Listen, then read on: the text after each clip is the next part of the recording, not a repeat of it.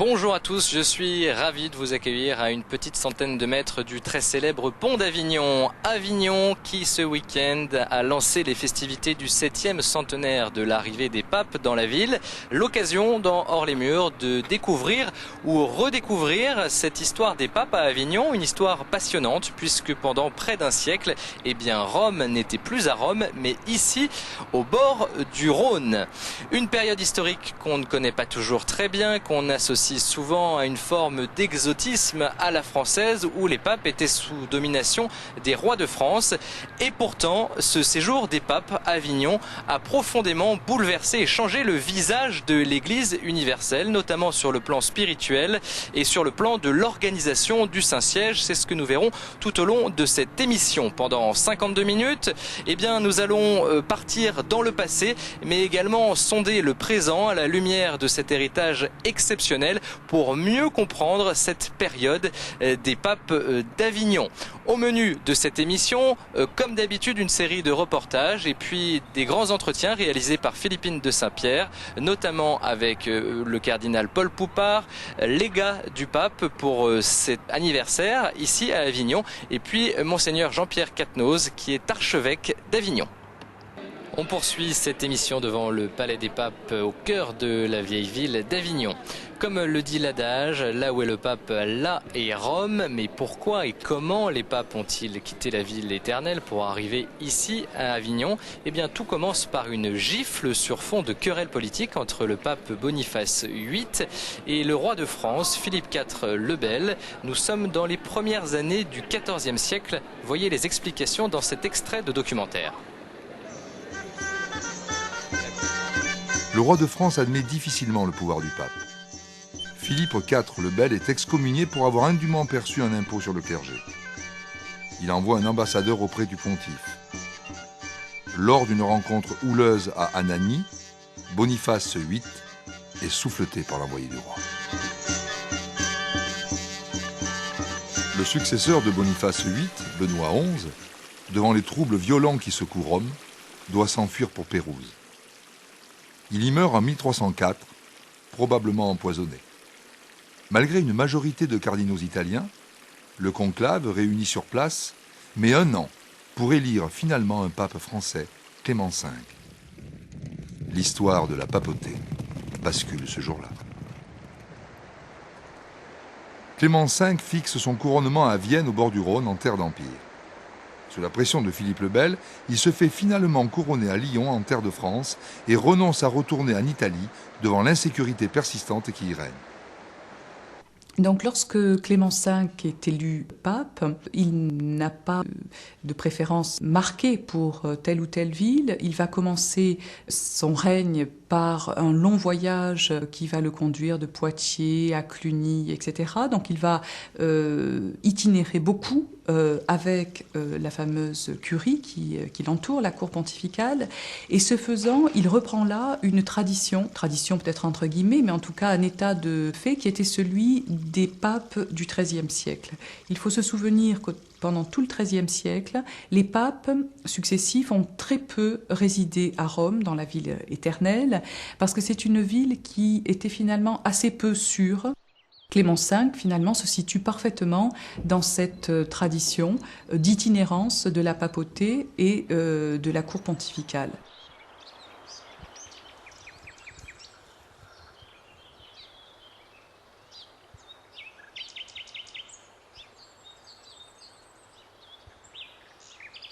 Alors Avignon, au début du XIVe siècle, est une ville moyenne qui est située dans le comté de Provence, donc le seigneur d'Avignon est le comte de Provence, qui par ailleurs se trouve également roi de Naples, Sicile et Jérusalem, et à ce titre, le comte de Provence est également vassal de l'Église. Par ailleurs, Avignon est à quelques kilomètres d'un territoire très particulier qui est le comtat venessin, qui appartient également à l'Église depuis la fin du XIIIe siècle. Je suis au pied du fort Saint-André.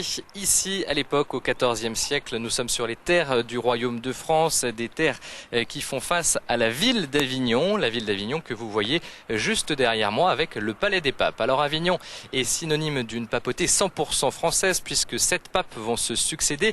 Ici, à Avignon, pendant le XIVe siècle, a commencé par Clément V qui s'installe dans la région. Son successeur, Jean XXII, est le véritable fondateur de cette papauté d'Avignon, puis lui succède Benoît XII, Clément VI, Innocent VI, Urbain V et enfin Grégoire XI qui va ramener la curie à Rome en 1378, ce qui n'empêchera pas le grand schisme d'Occident puisque 2 antipapes vont ensuite se succéder à Avignon. On va revenir sur ce contexte historique de la papauté d'Avignon tout de suite avec un historien, Jean Favier, qui est en compagnie de Philippine de Saint-Pierre dans les salons de l'hôtel de ville d'Avignon. Bonjour Philippine.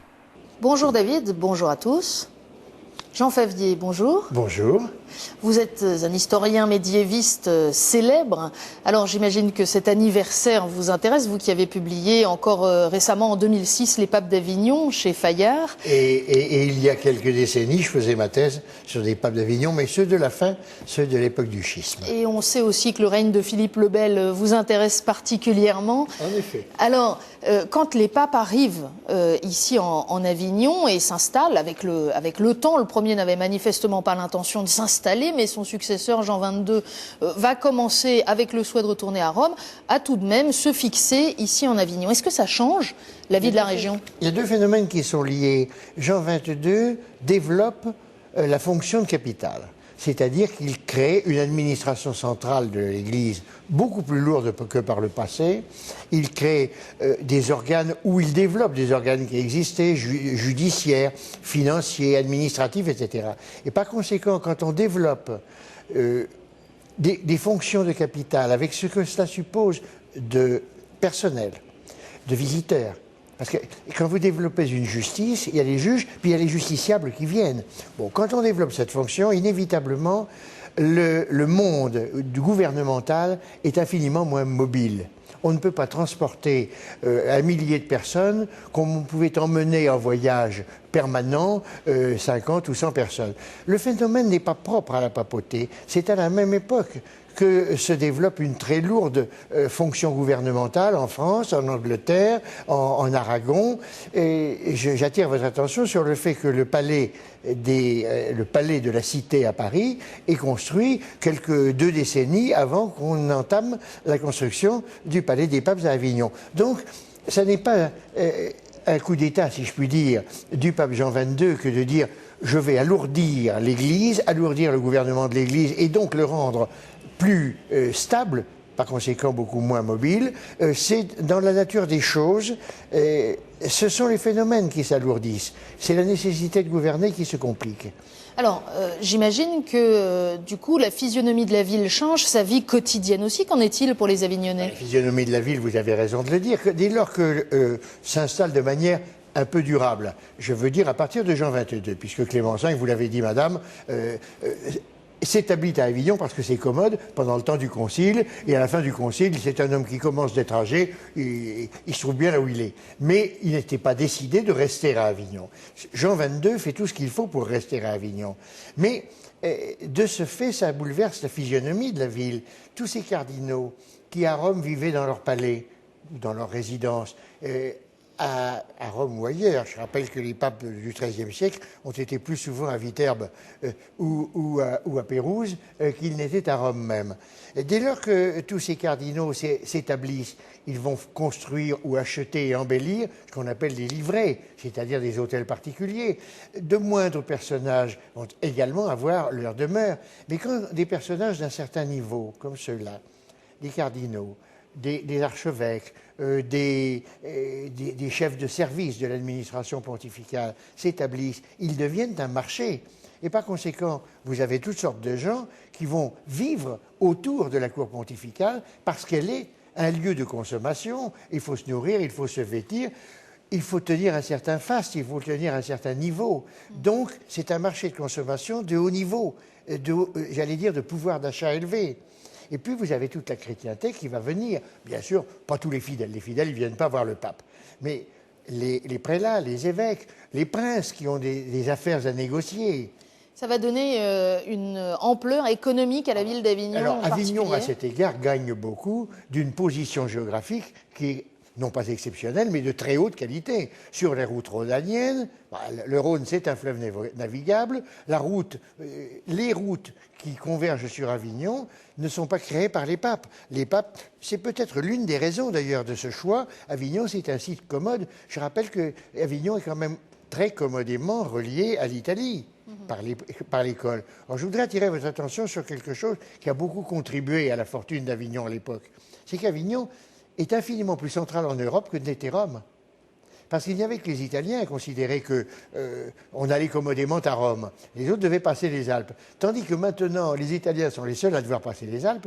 Mais pensez aux chrétiens, c'est-à-dire essentiellement aux évêques, aux personnages qui ont affaire à Rome. Maintenant, ils auront affaire à Avignon.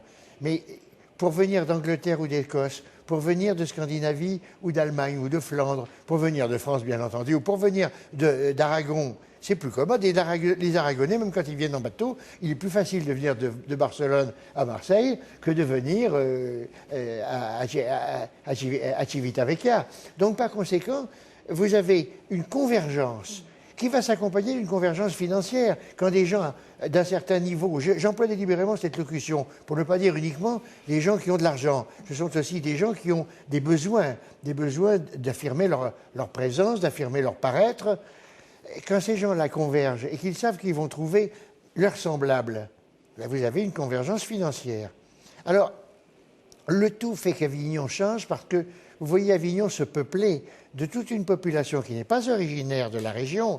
La carte a été très bien dressée par un de mes collègues, prédécesseurs, Bernard Guillemin. On voit très bien le recrutement de la population avignonnaise, c'est-à-dire des Avignonnais et pas des ecclésiastiques. Le recrutement, c'est toute une bande méridienne qui remonte, ou plutôt qui provient de Bourgogne, éventuellement même de Lorraine, de Franche-Comté, bien entendu, de toute la vallée du Rhône, du Dauphiné, mais aussi du Languedoc. Avignon se trouve, parce que c'est commode, il est commode de s'y installer, parce qu'il est commode d'y venir, finalement, se trouve une ville qui va s'enrichir d'une bonne partie de l'Occident, s'enrichir humainement. Et cet enrichissement humain, il aboutira à la création à Avignon d'un centre extraordinaire d'humanisme, d'art. Bon, vous me direz, c'est le pape qui fait venir les artistes. Mais si c'était très compliqué pour l'artiste, il s'excuserait. Il vient. Bon, vous avez quand même là, à Avignon, pendant tout le XIVe siècle, un relais vers l'ensemble de l'Europe occidentale, de l'humanisme italien, de l'humanisme florentin et de l'humanisme romain.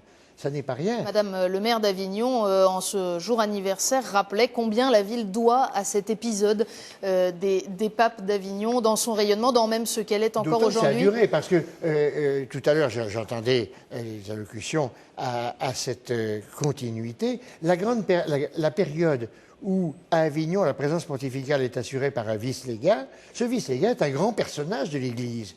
Et en même temps, c'est quand même un prince de l'Occident. C'est un prince territorial. Il gouverne. Surtout qu'Avignon, non pas en droit, mais en fait, est devenu la tête du comtat venessin. En droit, ça reste Carpentras. Et Avignon est resté dans les États pontificaux jusqu'à la Révolution française. C'est la Révolution qui a fait d'Avignon la capitale du Vaucluse. Et cela dit, le destin d'Avignon me paraît s'être renouvelé à chaque siècle ou à chaque génération. Rien n'était scellé au départ. Ça aurait pu être comme Pérouse, comme Viterbe, comme Orvieto, un lieu où le pape s'est posé pour un temps. Je rappelle quand même que c'est l'une des raisons d'installation à Avignon. Les papes de la fin du XIIIe siècle étaient rarement à Rome, plus souvent ailleurs. Jean Favier, merci beaucoup. Merci, madame. Merci à tous les deux. Et puis Philippine, on vous retrouve dans quelques minutes avec un nouvel invité. Mais pour l'instant, je suis dans la cour d'honneur du Palais des Papes. Le Palais des Papes, symbole de la puissance politique, spirituelle et administrative d'Avignon au XIVe siècle. Avignon qui, en quelques années, est passé d'une ville banale au statut de capitale, comme vous l'aurez compris avec les explications de Jean Favier, est également devenue une capitale de la vie intellectuelle et artistique. Explication Sophie Lenné.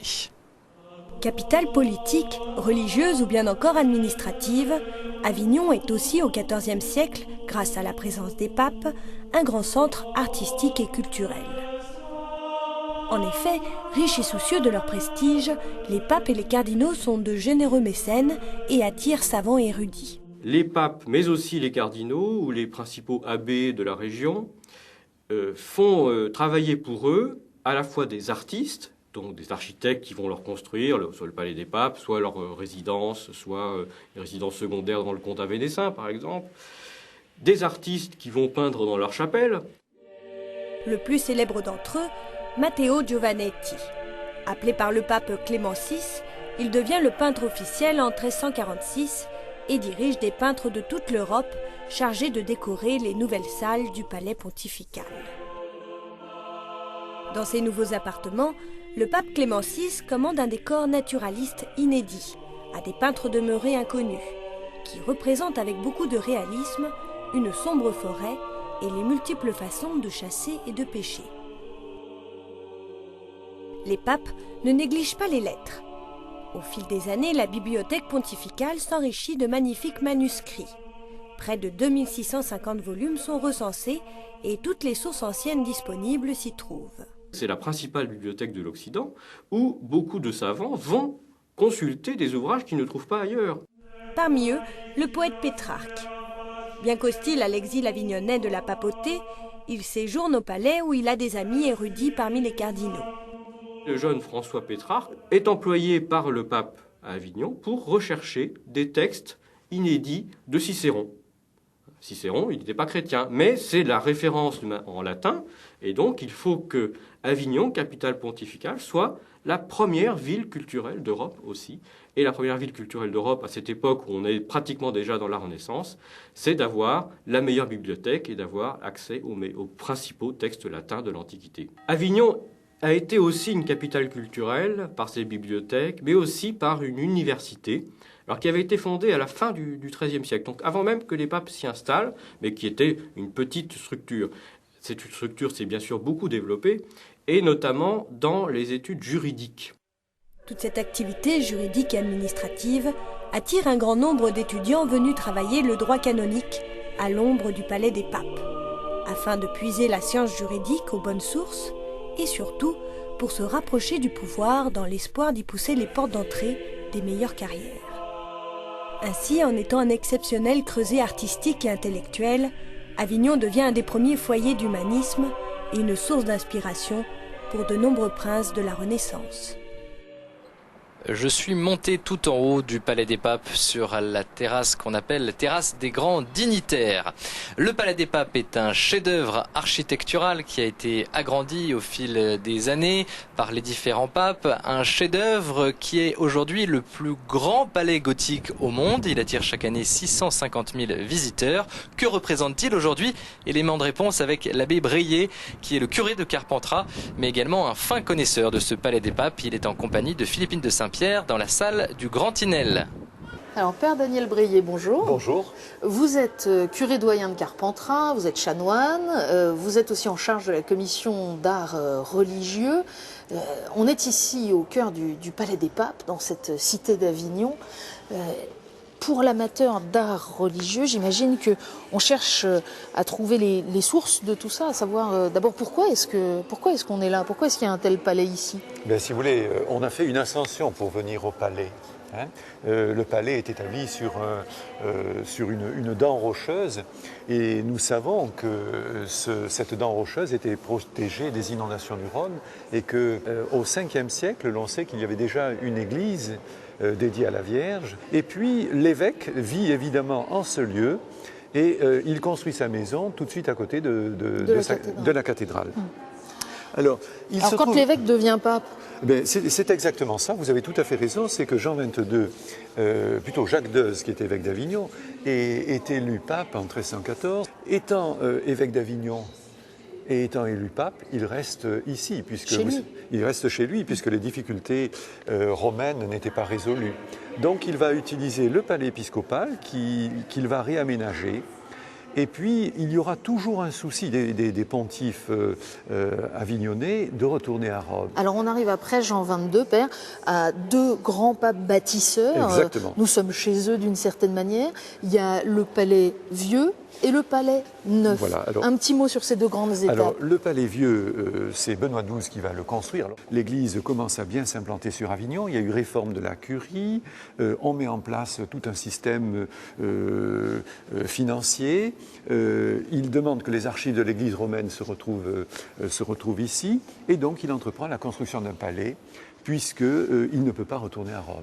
À son et grand regret. qu'il faut voir qu'il n'y a pas que le pape. Il y a autour du pape les cardinaux, bien sûr, mais aussi les serviteurs, les services de l'administration de l'Église et puis tous les courtisans. Exactement. Si vous voulez, l'Église a besoin d'exprimer, si vous voulez, sa vie, sa vitalité par rapport, je dirais, aux puissants de ce monde. Et donc, Avignon voit un recentrement de toute l'administration ecclésiastique et puis un départ pour les missions, par exemple. Donc, et il faut un cadre de vie, il faut un cadre où l'on peut exprimer cela, recevoir par exemple les ambassadeurs, les rois qui viennent visiter le pape. Alors le palais vieux, celui de Benoît XII, vous venez de nous dire pourquoi il est nécessaire de le construire. Oui. Ça va être fait très très vite, en l'espace d'une dizaine d'années, oui. Mais ça ressemble plutôt à un fort. C'est un fort, et d'ailleurs la Et pour décoration... son successeur, c'est pas suffisant. Non, c'est pas suffisant parce que Benoît XII est un cistercien, donc il porte la bure. Il a une vie officielle comme doit l'avoir un homme de condition, de qualité, un homme de responsabilité à cette époque. En même temps, je dirais, il reste profondément religieux. Donc, si vous voulez, il y a très très peu de décors. Relativement peu de décors sculptés. Regardez par exemple le cloître qui jouxte la salle dans laquelle nous sommes, le Grand Tinel, il n'y a aucune décoration. D'ailleurs, Benoît XII est un homme austère. Est un homme austère, mais un homme qui, dans son ordre, est qualifié de beatus. Il ne faut pas l'oublier. On aurait l'impression que la captivité de Babylone nous a amené des pontifes qui étaient un peu douteux, pas du tout. Nous avons quand même Benoît XII qui tient une place très importante dans l'histoire de la spiritualité. Et puis, bien évidemment, le bienheureux Urbain V, alors qui est une étoile parmi les pontifes avignonnais. Alors entre eux, il y a ce Clément VI qui lui va donner vraiment une extension extraordinaire à ce palais. Là encore, on a à peine une dizaine d'années. Exactement. Clément VI va donner à la cour pontificale une tournure tout à fait nouvelle, dans le sens où la cour pontificale avignonnaise va devenir une des plus brillantes de l'Europe, avec un passage ininterrompu d'empereurs, de rois, de princes, d'ambassadeurs, d'artistes et puis de savants. Avignon sera au centre, si vous voulez, de ce qu'on pourrait appeler, je n'aime pas tellement le terme, mais une pré-Renaissance ou une annonce lointaine de ce qu'on a coutume d'appeler la Renaissance. Père, il y a quelque chose de religieux encore aujourd'hui, ici, pour ceux qui visitent ? Qu'on le veuille ou qu'on ne le veuille pas, il en est ainsi. Il me semble en tout cas que même ceux qui ne sont pas croyants, en venant dans ce lieu, voient comment l'Église s'est donné les moyens d'assumer sa mission de défense bien sûr de valeurs religieuses, si je peux parler avec toute l'ambiguïté de ce terme, de valeurs religieuses, mais aussi de valeurs humaines. Et alors vous, en dehors du Palais des Papes, vous êtes l'un des prêtres qui animait l'Église d'aujourd'hui, ici.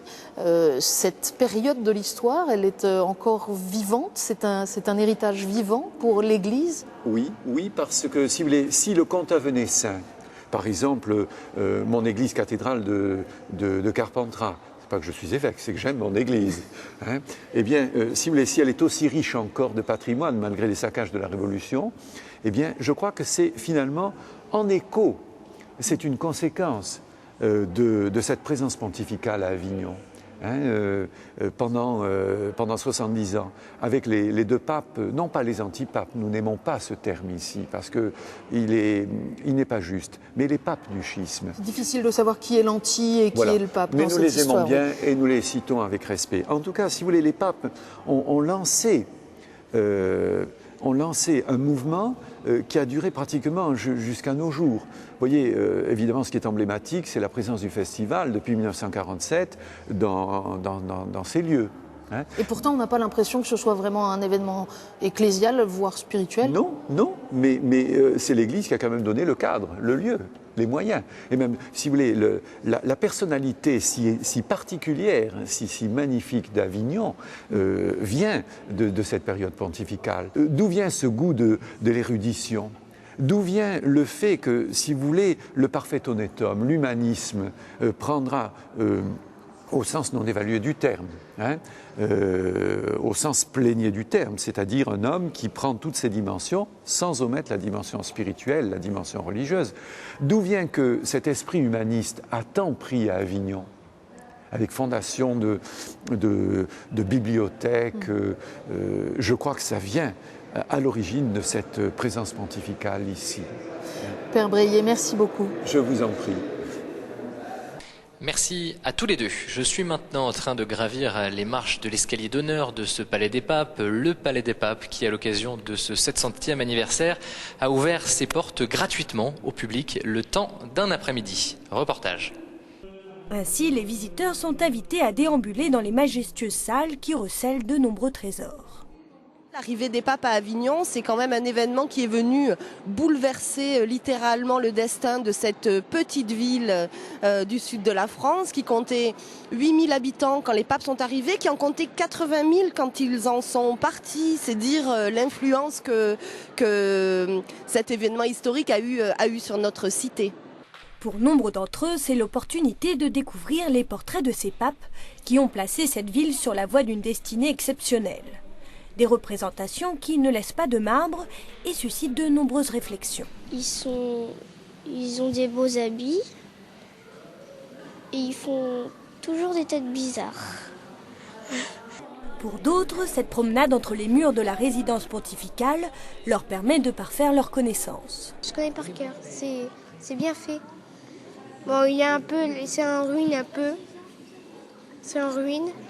Sinon, c'est la plus grande structure du palais jamais construit. Hein. En effet, avec ses épaisses murailles et ses tours culminant à plus de 50 mètres, cette impressionnante bâtisse est le plus grand palais gothique d'Europe. La plupart des visiteurs sont des Avignonnais ou des personnes venues des régions avoisinantes. D'autres viennent de plus loin mais ont été séduits par cette initiative. Je suis là tout à fait par hasard en fait, en week-end et voilà, j'ai découvert que c'était donc les 700 ans de l'installation du pape à Avignon. Donc voilà, je voulais visiter, c'est quand même le monument principal de la ville. Autre lieu emblématique qui marque le passage de la papauté à Avignon, la cathédrale Notre-Dame-des-Dons. Pendant 3 heures, une guide fait revivre le passé de cet édifice où se trouve le magnifique tombeau du pape Jean XXII. C'est ici aussi que se déroulaient les cérémonies majeures de la curie. Au fil de la visite, le public découvre à quel point la papauté a permis d'assurer une prospérité sans précédent dans la ville, la faisant accéder au rang de la capitale de la chrétienté. Le Palais des Papes représente pour moi maintenant Avignon, qui est au niveau épiscopal, quelque chose d'extraordinaire, qui a représenté quelque chose au niveau de l'Église. Et il y a une racine de Rome qui existe bel et bien à Avignon. Avignon fait partie de Rome. La visite arrive bientôt à son terme. Alors que certains commencent à manifester des signes de fatigue, d'autres n'hésitent pas à monter en haut de la muraille pour admirer la vue et affronter le Mistral. Je suis maintenant dans la salle de la grande audience, salle du tribunal des causes apostoliques du XIVe siècle ici à Avignon. Tout au long du week-end, pour fêter ce 7e centenaire, la ville d'Avignon a organisé une série de manifestations dans la ville, notamment en recréant l'ambiance d'une ville médiévale du XIVe siècle. Le reportage de Sibylle Delettre. Oyez, ce week-end, le Palais des Papes a festoyé rondement. Retour en l'an de grâce 1309. Mandial, c'est pas là, espèce de gueule, va-t'en! C'est un garçon, mais non, c'est Mandial, tu rigoles ou quoi, pas Mandial? Tu mets ta calasse de torvère, là, un petit peu, là. La journée a débuté par une bonne mangeaille. Au menu, soupe médiévale dans la salle de la grande audience. De l'épeautre, une sorte de blé sauvage, des tomates et de la saucisse d'un côté, pommes, potirons et curry de l'autre. Les visiteurs ont pu découvrir les saveurs oubliées du Moyen-Âge. C'est un goût bizarre. Le surprenant pour moi, c'est d'y avoir ajouté un peu de viande dedans. Voilà. C'est un régal, hein, que le soupe est très bonne. C'est excellent. C'est chaud et avec le temps qu'il fait, c'est délicieux. Après le festin, place à la chevalerie. La cour pontificale d'Avignon, une association médiévale ecclésiastique, a installé son camp dans le cloître du palais. Le temps d'un après-midi, le public a pu voyager au XIVe siècle. Serment moultement et grassement.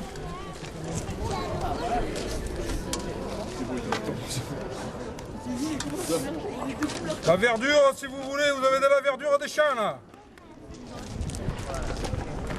C'est un campement médiéval qui était à l'époque, d'après nos recherches, fait comme ça, c'est-à-dire que les seigneurs, princes de l'église aussi, se déplaçaient souvent. Et pour ça, ils avaient nécessité d'avoir des logements. Donc là, vous pouvez apercevoir des tentes dites chevaliers, avec, dans lesquelles les princes de l'église et les chevaliers se déplaçaient et pouvaient dormir suivant leur pérégrination. Les visiteurs ont pu assister à des épousailles comme à l'époque, sous les yeux bienveillants des évêques médiévaux d'Avignon et de Castelrenard. Je vous déclare épousés devant Dieu et les hommes, ego conjugo vos quod Deus conicit, homo non separet, allez en paix. Amen. Vous êtes mariés. Je vais faire la bise. Écoutez, je viens de me marier avec une inconnue. Elle était charmante, mais bon, je ne sais plus où elle est. Tant pis, elle est partie avec un autre homme. Mais le clou de la journée a bien sûr été les combats de preux-chevaliers sous le regard ébahi des enfants.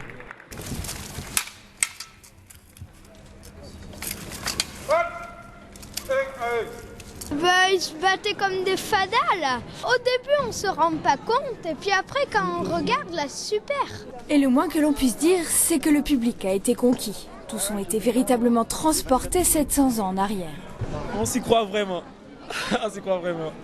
Ça change un peu parce que d'habitude le palais des papes c'est assez c'est un petit peu terne, c'est vrai qu'il n'y a pas grand chose à voir pour les tout petits.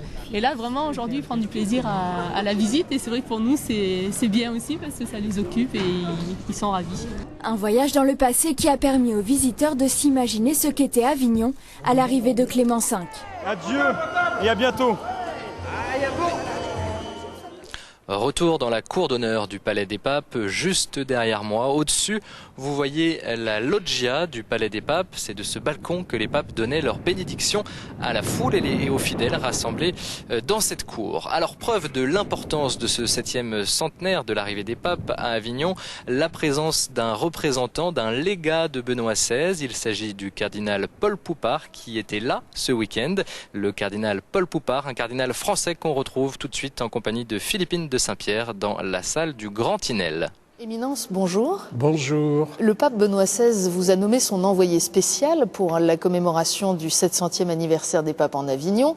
Est-ce que ça veut dire qu'il attache une importance particulière à cet événement ? Eh bien, il attache une importance tout à fait particulière, comme en témoigne donc cette nomination d'un envoyé spécial pour le représenter, parce que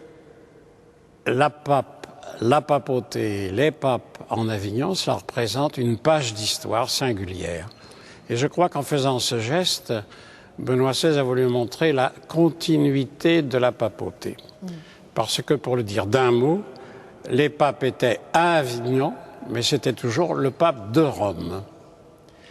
Et ce qui est frappant, quand on relit donc toute cette histoire, c'est de voir que cette façon tout à fait casuelle, si on peut dire, au point de départ, que le premier d'entre eux est venu ici, en définitive, parce qu'il ne pouvait pas résider à Rome. Et on a oublié que pendant tout le siècle qui a précédé, les papes sont allés d'Orvieto à Pérouse. Certains d'entre eux ne sont même jamais allés à Rome. Ils ont été élus dans d'autres villes. Il y avait tellement de de troubles dans la ville que pour exercer la continuité de leur ministère, ils étaient contraints d'être à l'extérieur. Voilà. Alors la différence pour Avignon, c'est que les papes s'y sont fixés. Voilà. Est-ce qu'il n'y a pas une ironie de l'histoire de voir aujourd'hui un cardinal français délégué par Rome en Avignon pour cet anniversaire, quand on se souvient que depuis Pétrarque et jusqu'à des historiens contemporains, on a parfois qualifié cet épisode de captivité de Babylone ou d'exil. Oui, ce qui est un contresens tout à fait manifeste, puisque, comme nous le disions à l'instant, quand vous relisez toute cette histoire, vous apercevez que du premier au dernier, il y a comme une espèce de contradiction interne quand vous voyez l'ampleur de ces bâtiments, enfin, quand vous voyez de ces constructions tout à fait extraordinaires et remarquables, et en même temps, c'était toujours, et chacun d'eux faisait tout pour retourner à Rome. Et alors, comme vous le dites, sorte d'ironie de l'histoire, donc, mais en tout cas qui manifeste bien cette continuité dont nous parlions tout à l'heure, et qui montre combien, au fond, dans l'Église, il y a cette idée permanente, et qui pour le chrétien est une conviction de foi, c'est que Pierre est venu à Rome, il a subi le martyre, et que c'est toujours... Le pape est toujours l'évêque de Rome, et il continuait à l'être, même s'il était en dehors de Rome. Alors, ce qui a contribué sans doute à brouiller les esprits, c'est la fin de cette histoire avec le grand schisme d'Occident, voilà. 2 papes, et puis même jusqu'à 3 papes avec celui de Pise, qui a sans doute contribué à brouiller les esprits. Mais oui. Je voudrais votre avis, Éminence, sur un point particulier. Vous avez rappelé que les papes ont été itinérants, finalement, au XIIe et XIIIe siècle, peu présents à Rome, et quand ils vont se fixer ici en Avignon, ça va être l'occasion d'une vraie restructuration du fonctionnement. Alors là, vous touchez le point extrêmement important que soulignent tous les historiens à bon droit, c'est que la papauté d'Avignon a manifesté, si l'on peut dire, un véritable tournant donc dans l'histoire de l'organisation de la papauté. Et c'est ici, on peut dire, que les papes successifs, donc qui se sont succédés en Avignon, ont constitué autour d'eux, donc, on peut dire, un noyau permanent de collaborateurs pour exercer donc leur autorité dans le domaine judiciaire et aussi économique, ne l'oublions pas donc à cette époque, parce que ne faisons pas d'anachronisme. À ce moment-là, il y avait donc, on peut dire, une souveraineté temporelle qui s'est terminée d'ailleurs récemment, si on peut dire en 1870, parce qu'à Rome, d'où je viens, on vient de célébrer donc le mois dernier le 80e anniversaire de la signature des accords du Latran, dans lequel alors le pape Pie XI, donc puisque l'accord s'était fait entre le pape Pie XI et Mussolini, qui était le premier ministre de Victor Emmanuel, et le soir, il a convoqué donc les curés de Rome, parce que les curés sont parfois contestataires, donc même à Rome.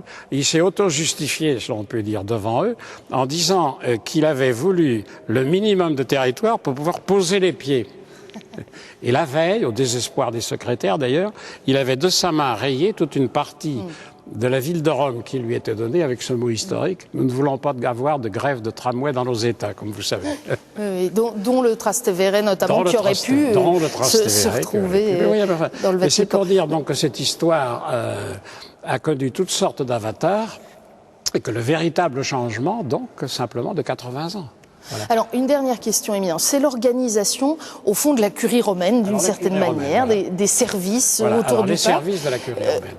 Si on n'a pas le temps de voir tous ces papes, et pourtant on s'aperçoit, ne serait-ce que si on prend le premier qui est arrivé en Avignon, Clément V, que on mésestime totalement leur action à l'intérieur de l'Église. On se souvient de Clément V pour le procès des Templiers en particulier. Alors ça, c'est encore une autre histoire. On oublie souvent il a renforcé les droits des prévenus en matière de justice. C'était un grand juriste, qu'il a réorganisé aussi des questions économiques de l'Église, qu'il est intervenu dans différents conflits entre les ordres mendiants et le clergé, à l'intérieur de la famille franciscaine, mais c'est aussi lui qui allait instituer une hiérarchie catholique en Chine, c'est aussi lui qui allait créer des chaires d'hébreu, de grec, d'arabe dans les grandes universités.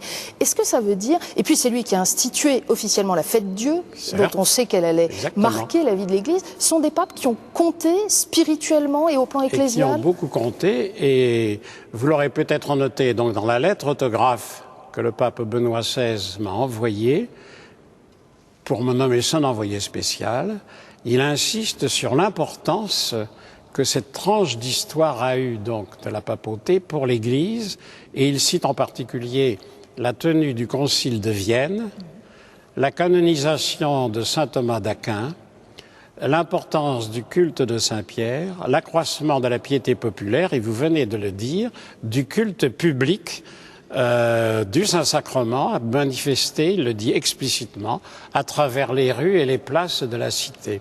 Et tout cela ne c'est pas rien. Puis alors vous avez évoqué donc toute cette action aussi pour la diffusion de l'Évangile jusqu'à la lointaine Chine. Les interventions pour ceux qui étaient alors les turbulents franciscains en particulier, les querelles, comme on disait, entre les séculiers et les réguliers. Donc c'est impressionnant de voir comment, à travers les papes qui se sont succédés, et qui d'ailleurs eux-mêmes étaient d'origine très différente, il y avait des séculiers, des réguliers. Alors, on parle de loin des papes français, c'est une erreur. Il y avait les Gascons, il y avait ceux qui venaient du Quercy, le Limousin, et entre eux, disons qu'il y avait aussi des petits problèmes. Donc, nous avons beaucoup de peine à restituer cette période, mais il est extrêmement important, comme vous venez de le dire, de ne pas oublier quelle importance ils ont eue pour la vie de l'Église. Car en définitive, c'est bien ça, mais si notre poète Charles Péguy nous dit que le spirituel est lui-même charnel et que l'arbre de la grâce est raciné profond, il ne fait aucun doute que, au regard de l'histoire, ce que les papes d'Avignon ont apporté à l'Église est considérable et que nous continuons à vivre de cet acquis. Éminence, merci beaucoup. Merci à vous.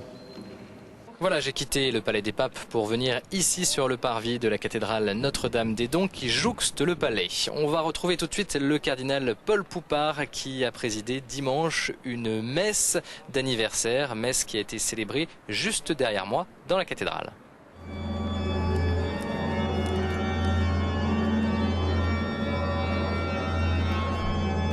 La cathédrale Notre-Dame-des-Dons était remplie pour cette messe anniversaire. Une messe d'exception présidée par le cardinal Poupart, envoyé spécialement de Rome par Benoît XVI pour le représenter. Un moment de joie et de célébration, c'est pourquoi les prêtres, les évêques ainsi que Monseigneur Poupart ne portaient pas la chasuble violette qu'ils portent habituellement en temps de carême.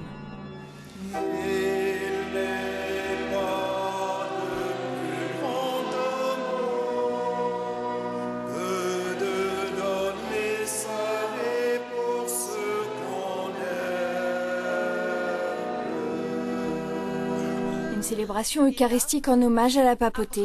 Dans son homélie, Monseigneur Poupart est revenu sur l'histoire des papes d'Avignon, mais il a également insisté sur la valeur sacrificielle de la messe. Non.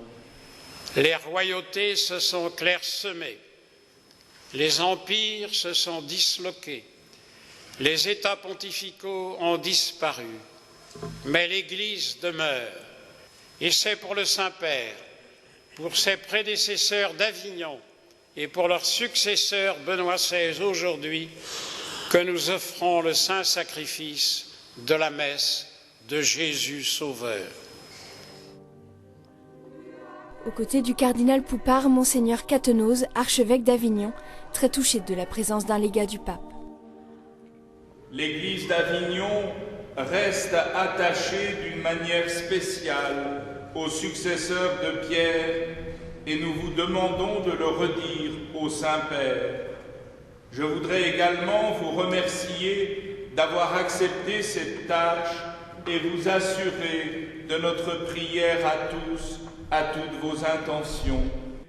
Une messe d'une grande ferveur à la hauteur de l'événement. Les fidèles étaient tous très recueillis. Tous ont pris conscience de l'importance de leur diocèse dans l'histoire catholique.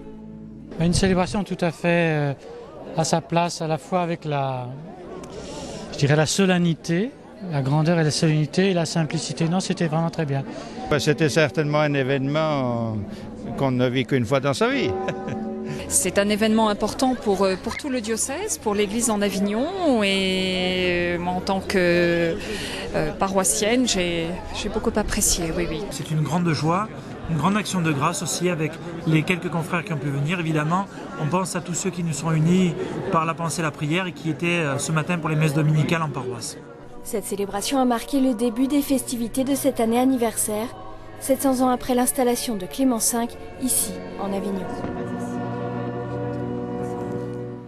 Voilà pour ce reportage de Sibylle Delettre dans lequel vous avez aperçu et entendu Monseigneur Jean-Pierre Quatennose, l'archevêque d'Avignon, qui en quelque sorte est l'héritier des papes d'Avignon. Monseigneur Quatennose qu'on va retrouver tout de suite en compagnie de Philippine de Saint-Pierre dans la sacristie de la cathédrale. Monseigneur Quatennose, bonjour. Bonjour. Vous êtes archevêque d'Avignon depuis 2002. Vous êtes l'héritier de cette histoire peu commune de ce diocèse. Comment percevez-vous cet héritage ? Eh bien, cet héritage, c'est surtout un appel à continuer à vivre de cette richesse de la vie de l'Église du Moyen-Âge, qui est inscrite dans la pierre de la ville d'Avignon, et de continuer à mettre en œuvre toute cette richesse qui a été celle du Moyen-Âge, mais également celle des siècles précédents, puisque l'Église d'Avignon date à peu près du IVe siècle. Les premiers missionnaires sont arrivés de Lérins, de Saint-Victor, et ont évangélisé toute la vallée du Rhône. Et il faut se réjouir de cette richesse. Et je pense souvent à tous ces évêques qui ont été ceux de l'actuel diocèse d'Avignon, que ce soit Vaison-la-Romaine, Orange, Carpentras, Apt, Cavaillon, toute cette richesse de la vie de l'Église au Moyen-Âge et dans les siècles précédents. Eh bien, aujourd'hui encore, nous devons continuer à vivre de la même richesse, du même dynamisme de l'Église, pour transmettre à la génération d'aujourd'hui la richesse de la foi en Jésus-Christ. C'est vraiment, pour moi, je ne veux rien savoir parmi vous, sinon Jésus-Christ et Jésus-Christ crucifié. Alors, les papes d'Avignon, vous l'avez souligné, ont été de grands missionnaires aussi à leur manière, ont soutenu l'élan missionnaire de l'Église, les évêques d'Avignon aussi. Vous êtes vous-même, Monseigneur, connu pour être un ardent missionnaire, attentif au souffle de l'Esprit aujourd'hui. Quelles ont été vos priorités pastorales pour ce diocèse aujourd'hui, au troisième millénaire ? Oui, moi je pense qu'il faut bien réaliser que vous avez plusieurs facteurs qui entrent en ligne de compte. Vous avez d'abord tout ce travail profond que font les prêtres diocésains dans leur vie paroissiale, avec l'accueil de tous ceux qui viennent demander à l'Église une rencontre, un baptême, un mariage, une formation chrétienne. Tous ces gens qui ont besoin d'être évangélisés d'une manière très forte aujourd'hui, car je pense que la France est redevenue vraiment une terre de mission, un pays de mission, comme l'écrivait autrefois l'abbé Gaudin. Et aujourd'hui, nous avons vraiment à retrouver ce dynamisme non seulement au cœur de nos paroisses, mais également, je pense, dans toute la périphérie de nos paroisses, tous ces quartiers neufs, ces banlieues, ces nouveaux lycées, collèges, où malheureusement, il n'y a plus souvent aucune annonce de Jésus-Christ.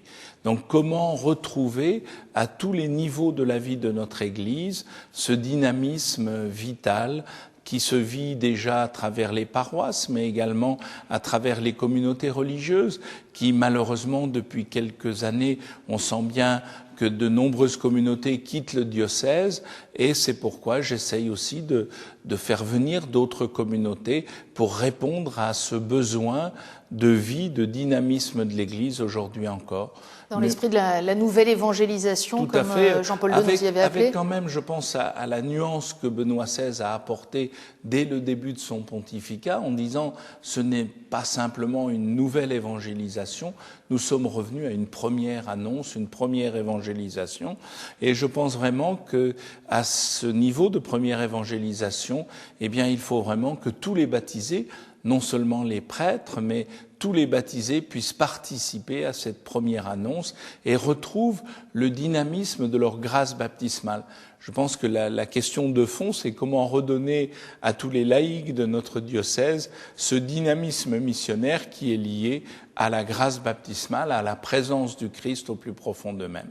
Monseigneur, la presse s'est fait l'écho ces dernières semaines d'une crise dans votre diocèse, on peut l'appeler comme ça, en tout cas d'une difficulté qui s'exprime entre une partie du clergé diocésain et vous-même en tant que chargé du gouvernement de ce diocèse. Qu'est-ce que vous pouvez nous dire là-dessus ? Tout à fait. Moi, je pense que pour l'instant, je souhaite rester en quelque sorte un peu discret, car je pense qu'il y a un travail de fond à faire pour une meilleure communication entre tous et également pour retrouver cette unité de fond qui a peut-être été mise à mal ces derniers temps. C'est vrai que beaucoup de prêtres étrangers sont arrivés dans le diocèse, de nombreuses communautés sont venues et souvent c'est difficile de préparer, d'accompagner l'arrivée de ces communautés.